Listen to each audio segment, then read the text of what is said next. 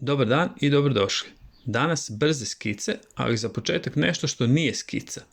Ovo u biti nije skica, to je obrisna crta i nitko ne očekuje da tako crtamo, odnosno skiciramo. Jabuku možemo skicirati kao krug, dodao sam crticu, još jedan ovalni oblik i to je skica. Idemo probati još jednom. Takva skica nas vodi, podebljamo linije koje nam djeluju dobro, po potrebi dodajemo detalje, malo sjene i dobili smo crtež jabuke koji smo izgradili na osnovi jednostavne skice.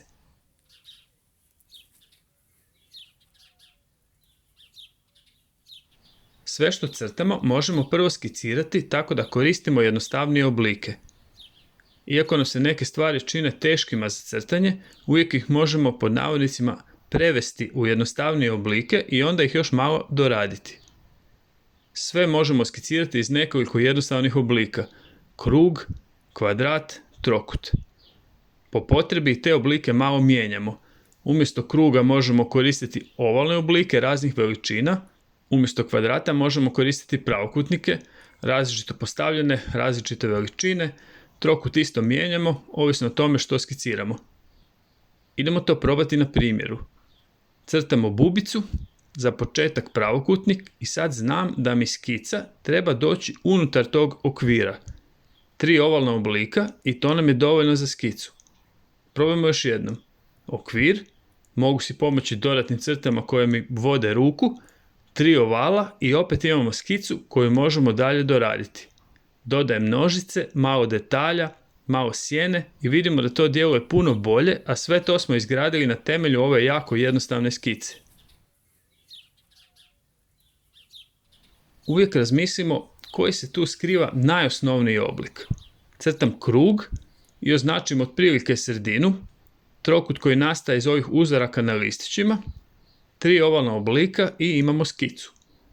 Probajte koristiti olovku H, ali bilo koju olovku koristili, nemojte jako pritiskati da možete poslije skicu popravljati i dorađivati.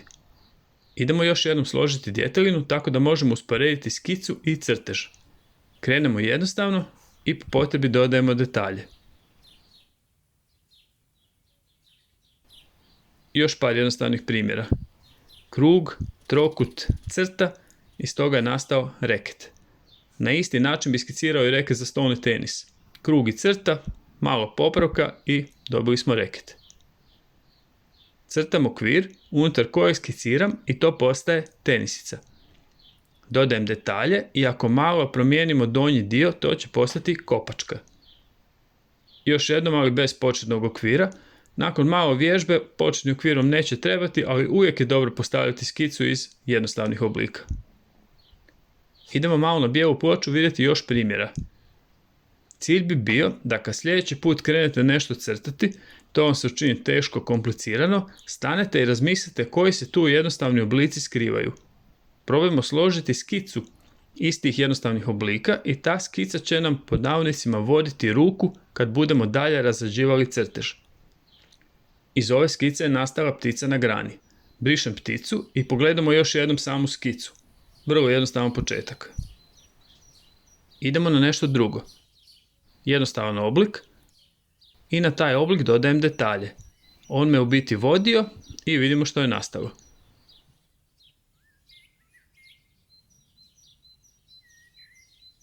Probajte pogoditi što bi ovo moglo biti.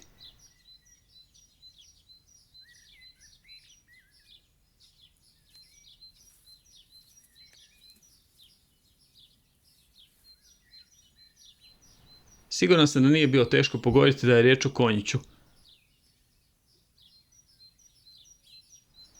Još jedan primjer za kraj. Krug, oval, nešto trokutu slično i iz toga će nastati sova. Kao i uvijek, jednostavan početak, osnovni oblici, malo po malo dodajem detalje i na kraju će to ipak sličiti sovi. Ako vidimo da neki dio crteža nije ispao kako treba, malo ga popravimo. Loše bi bilo da ostavimo neki dio s kojim nismo zadovoljni jer nam se više ne da, a znamo da to možemo bolje izvesti. Za vježbu probajte skicirati nekoliko predmeta tako da krenete kombinirati jednostavne oblike. I kao i uvijek, opustimo se, budimo kreativni, bit će sve ok. Sretno!